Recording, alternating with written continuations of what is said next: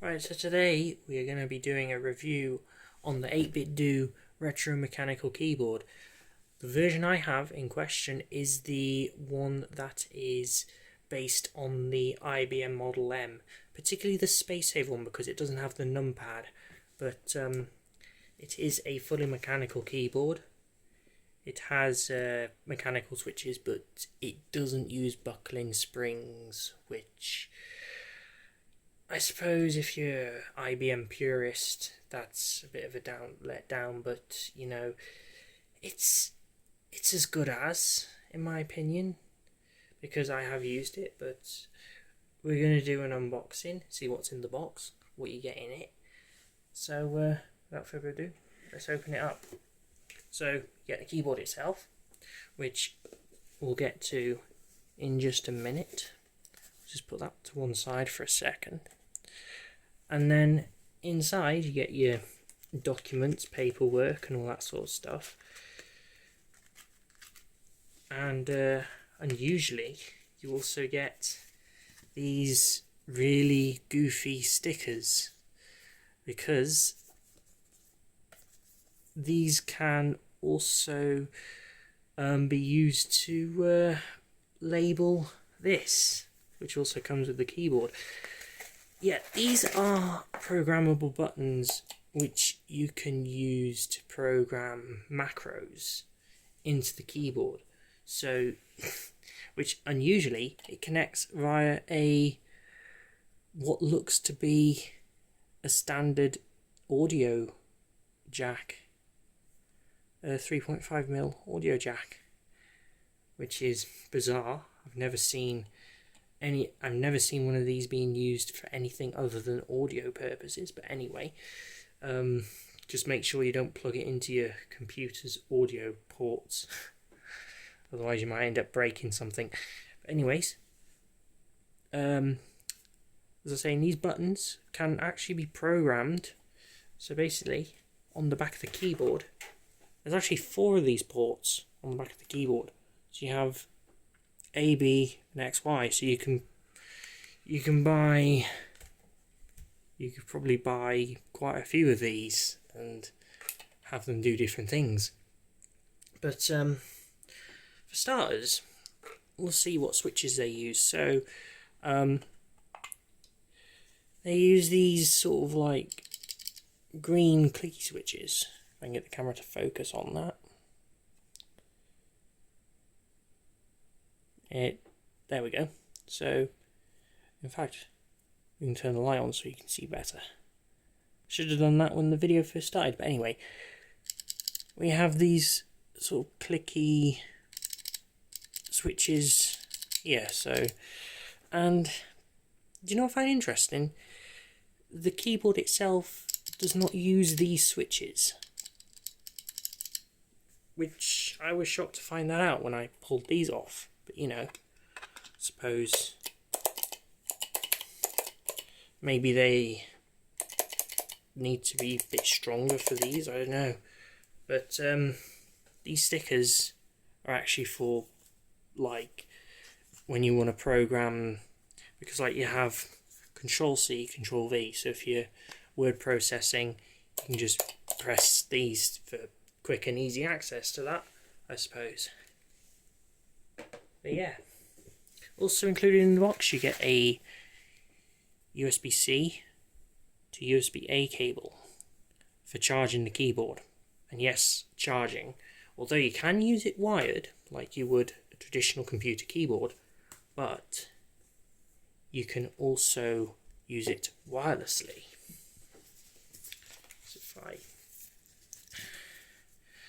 get the box out of the way, and then we can focus more on the keyboard itself, which is the interesting bit. So here we have the keyboard itself, and first typing test. Let's see.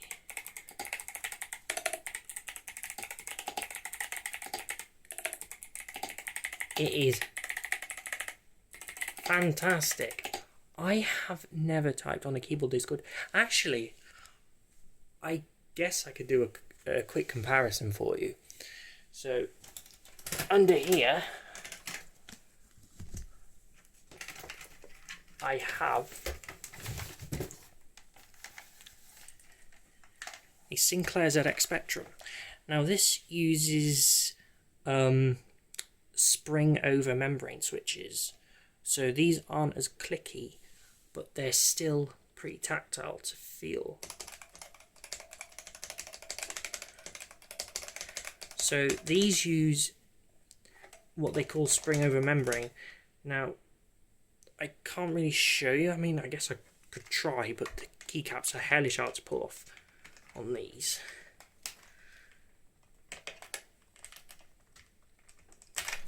Nah, that ain't coming out. I might have to get something to pull those out, but yeah. Just take my word for it, they got like springs on like the underside of the keycaps, and the spring sort of pressures down on a membrane, and that makes the connection on the switch. It's actually quite a nice sound to the keyboard as well, sort of like a pingy sort of sound. Whereas on this, it's sort of like clicky, almost like it's using micro switches, but they're not actually micro switches. They're basically made to mimic micro switches.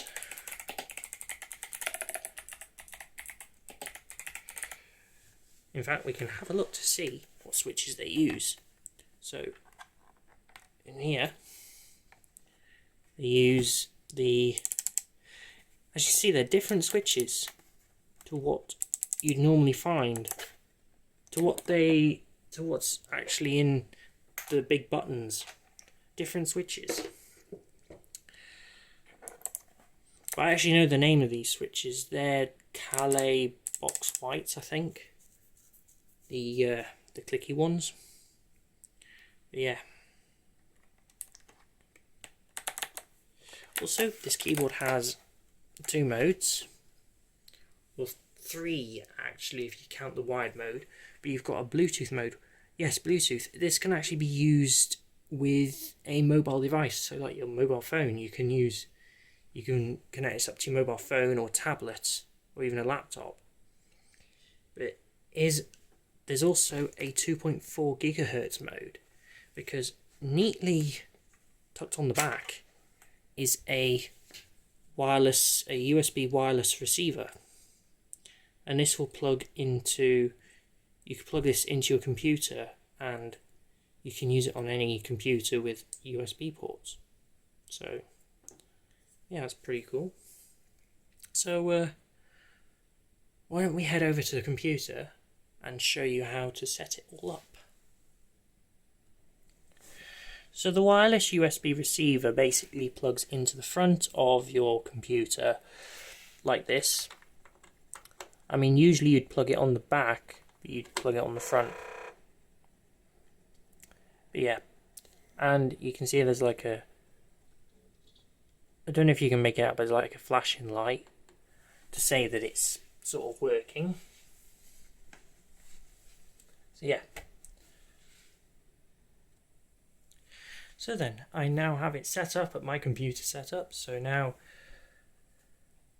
I can turn it on to the 2.4 gigahertz mode. And as you can see, there's a green light on for power, and then of course you have your caps lock and scroll lock light, just like on the Model M keyboard from IBM. But yeah, I can also show you a piece of software that you can download for this keyboard. This is called the 8BitDo Ultimate Software version 2. It's saying it can't find the device, which I don't know why, because I have to connect it via the USB cable. You can't use it in the thing while it's in wireless mode, which I think is a little bit annoying. Which, yeah, that's one of the downsides. It's a little bit annoying about this is that the software, you kind of have to have the keyboard actually connected via USB. But yeah. But I don't really feel like demonstrating that, I suppose, because like that means I have to get the cable out and why did they have to do that? But anyway, as for the typing experience, I think it's an amazing keyboard because like I've already actually programmed something in it already. So like you press this button here.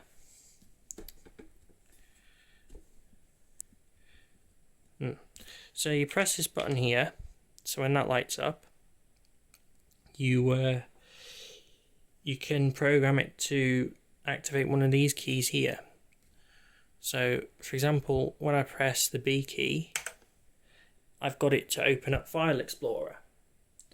So you can get it to do stuff like that. You can also get it to open up your web browser, open up your desired any programs, basically you can get it to open up. So I find that really cool. But yeah,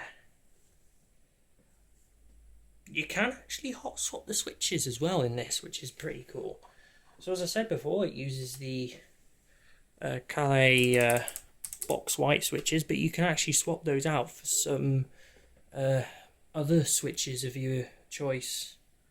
So if you wanted to swap it out for any cherry switches or anything like that, then that's pretty fine with me, I suppose.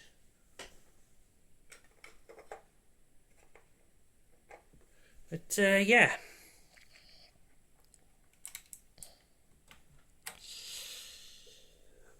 So my closing thoughts on this keyboard. It is actually really good. I love it so much. It's like got the most tactile feeling switches ever. I should probably turn it off before I type on it because I don't want to start messing about with anything on my computer. The switches just feel astounding.